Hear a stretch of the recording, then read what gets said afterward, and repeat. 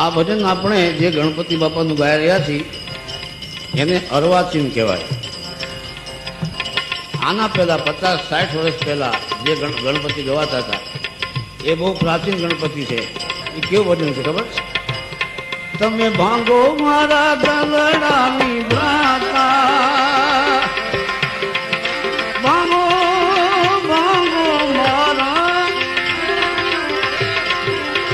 ભાંગો મારા દલડાની ભ્રાતા રે ગણપતિ દાતા મેરે દાતા. તમે ભાંગો મારા દલડાની ભ્રાતા,